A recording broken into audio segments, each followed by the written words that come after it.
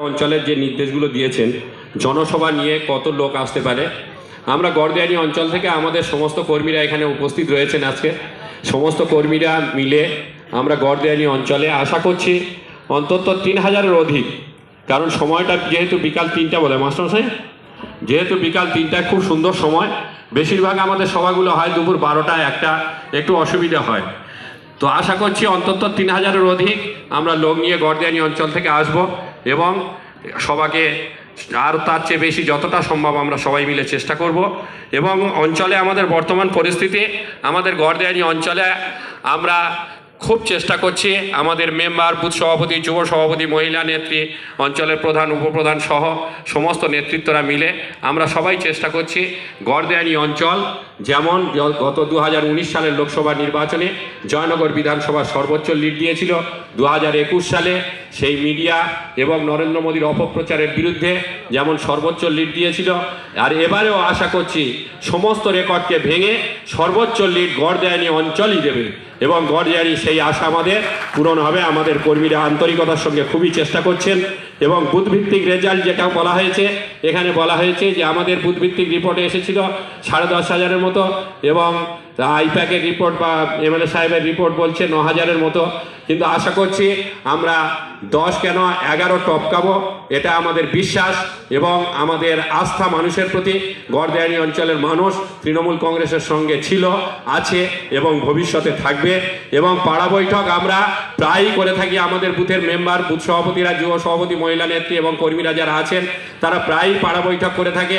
আমাদের পাড়া বৈঠক ইতিমধ্যে অনেকবার হয়ে গিয়েছে, বিভিন্ন পাড়ায় পাড়ায় বৈঠক, বুথ ভিত্তিক বৈঠক, বিভিন্ন বৈঠক কন্টিনিউ আমাদের চলে। ডোর টু ডোর যে D2D ক্যাম্পেন, সেই D2D ক্যাম্পেনও কন্টিনিউ আমাদের চলছে। এই মুহূর্তে বোধহয় জয়নগর বিধানসভার মধ্যে D2D ক্যাম্পেন, যেটা ডোর টু ডোর যে ক্যাম্পেন, সেই ক্যাম্পেনে আমরা বোধহয় সর্বোচ্চ স্থানে এই মুহূর্তে বোধহয় আমরা রয়েছি, যা হিসাব বলছে। তাই প্রত্যেককে ধন্যবাদ জানাবো। আমাদের সমস্ত আজকেই দেখছিলাম আইপ্যাক থেকে যে বুথভিত্তিক যে ডোর টু ডোর ক্যাম্পেনে আমাদের গড়দিয়ানি অঞ্চল এগিয়ে রয়েছে। আজকের গড়দিয়ানি অঞ্চল আমি মনে করি গড়দিয়ানি অঞ্চল জয়নগর বিধানসভার মধ্যে সর্বশ্রেষ্ঠ আসনে যেমন ছিল আজও আছে এবং এই ইলেকশনেও থাকবে। এজন্য আমাদের কর্মীদেরকে, আমাদের গড়দিয়ানি অঞ্চলের সমস্ত কর্মীদেরকে ধন্যবাদ জানাবো। সেই সাথে কয়েকটা কথা বলবো। এই মুহূর্তে আপনারা জানেন যে সন্দেশখালী নিয়ে বিজেপির শুভেন্দু অধিকারীর নেতৃত্বে কিভাবে অপপ্রচার করা হয়েছে। বাংলার শুধু সন্দেশখালী নয়, বাংলার নারীদের অপমান করা হয়েছে। 2000 টাকার বিনিময়ে সাদা কাগজে সই করিয়ে নিয়ে তৃণমূলের বিভিন্ন নেতার নামে ধর্ষণ, রেপের মামলা রুজু করা হয়েছে। এখন আপনারা টিভির পর্দায় দেখেছেন কিভাবে সেই গঙ্গাধর থেকে শুরু করে সেখানকার মা বোনেরা তারা বলছে তাদেরকে নাকি সাদা কাগজে সই করিয়ে নেওয়া হয়েছিল, নিয়ে সেখানে একের পর এক রেপের মামলা দেওয়া হয়েছে, যা তারা প্রত্যাহার করতে চলেছে। এইভাবে অপপ্রচার করে বাংলার মহিলাদের সম্মানহানি করছেন, কখনো দিলীপ ঘোষের কথায়, কখনো শুভেন্দু অধিকারীর কথায়। একদিকে সংখ্যালঘুদের বিরুদ্ধে বিদ্বেষ, অন্যদিকে মহিলাদের প্রতি অসম্মান, সেই সঙ্গে চলছে CBI ED দিয়ে বাংলাকে বঞ্চনা, বাংলাকে হেনস্থা। 100 দিনের কাজের টাকা বন্ধ, জব কার্ডের টাকা বন্ধ, এদিকে ঘরের টাকা বন্ধ, সারা বাংলাকে আজকের ভাতে মারার চক্রান্ত করছে এই বিজেপির সরকার, এই কেন্দ্রীয় সরকার।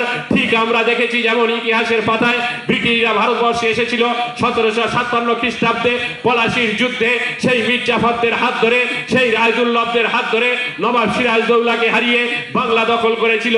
তারপর আস্তে আস্তে সারা ভারতবর্ষের জুড়ে কিভাবে ইংরেজরা এখান থেকে লুণ্ঠন করে নিয়ে এখানকার টাকা নিয়ে লন্ডনে চলে যেত, তার বিরুদ্ধে শুরু হয়েছিল নানা রকম আন্দোলন, নানা রকম প্রতিবাদ। কখনো নৌ বিদ্রোহ হয়েছে, কখনো সেনা বিদ্রোহ হয়েছে, কখনো কৃষক বিদ্রোহ হয়েছে, কখনো কোল বিদ্রোহ হয়েছে, কখনো মুন্ডা বিদ্রোহ হয়েছে, কখনো সাঁওতাল বিদ্রোহ হয়েছে, কখনো নীল বিদ্রোহ হয়েছে।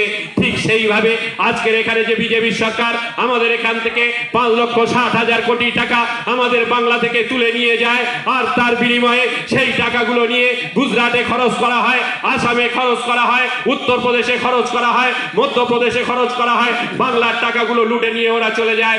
ঠিক যেমন সেই মারাঠা পিরিয়ডে বর্গীরা বাংলায় আসতো, এখান থেকে লুণ্ঠন করে মারাঠায় নিয়ে চলে যেত। সেই বর্গীদের সরকার, সেই ইংরেজদের থেকে আরো খাতারনাক সরকার। আজকে আমরা দেখেছি সংসদে কিভাবে একের পর এক সংসদকে নানা রকম ভাবে পরিষ্কার করে নতুন নতুন আইন পাস করে, কখনো কৃষি আইন, কখনো CA, কখনো NRC, পর এক আইন পাশ করে বাংলা তথা ভারতবর্ষকে মানুষকে আজকে জর্জরিত করে রেখেছে। আজকের আমি মনে করি ভারতবর্ষে যে ব্রিটিশ শাসন চলছিল তার চেয়ে একটা নোংরা, একটা কুম্ভকর্ণের অত্যাচারী, ব্যভিচারী, একটা স্বৈরাচারী সরকার চলছে। আর সেই সরকারের বিরুদ্ধে একমাত্র মুখ আমাদের নেত্রী মমতা বন্দ্যোপাধ্যায়। আমাদের নেত্রী মমতা বন্দ্যোপাধ্যায় 100 দিনের কাজের টাকা দিল্লি দেয়নি, কেন্দ্রীয় সরকার দেয়নি। তিনি রাজ্যের কোষাগার থেকে 100 দিনের কাজের টাকা দিয়েছেন। আবাস যোজনার ঘরের টাকা যদি না দেয়, আমাদের নেত্রী বলেছেন আগামী ডিসেম্বরের মধ্যে প্রত্যেকে আবাস যোজনায় যাদের নাম আছে তাদের টাকা দিয়ে দেবেন।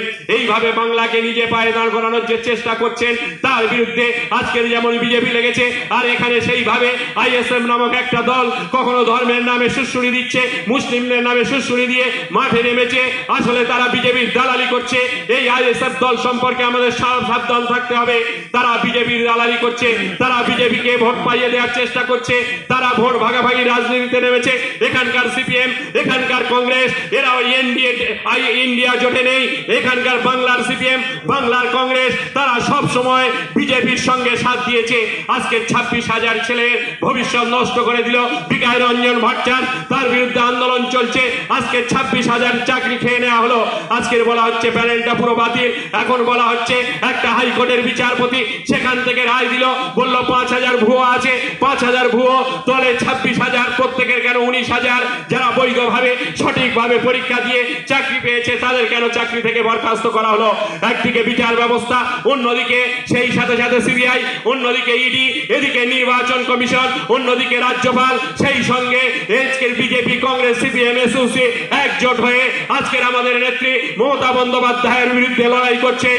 কিন্তু ভারতবর্ষে এই বাংলার মানুষ আমরা দেখেছি, এই বাংলায় ইস্ট ইন্ডিয়া কোম্পানি ব্রিটিশ পিরিয়ডের সময় এই বাংলায় জন্মেছিলেন নেতাজি সুভাষচন্দ্র বসু, এই বাংলায় জন্মেছিলেন রবীন্দ্রনাথ ঠাকুর, এই বাংলায় জন্মেছিলেন নজরুল ইসলাম, এই বাংলায় মাস্টারদা সূর্য সেন, এই বাংলায় ক্ষুদিরাম বসু, এই বাংলায় মাতঙ্গিনী হাজরা, এই বাংলায় জন্মেছেন বহু বীর বিপ্লবী যারা মাথা উঁচু করে, মাথা কোনোদিন কারোর কাছে নত করেনি, মাথা উঁচু করে লড়াই করেছেন। তাই আমাদের নেত্রী মমতা বন্দ্যোপাধ্যায়, আমাদের নেতা অভিষেক বন্দ্যোপাধ্যায় ওই বিজেপির সিবিআই, ইডি, ওই বিজেপির মিলিটারি, ওই বিজেপির বিএসএফ এর বিরুদ্ধে লড়াই করতে জানে।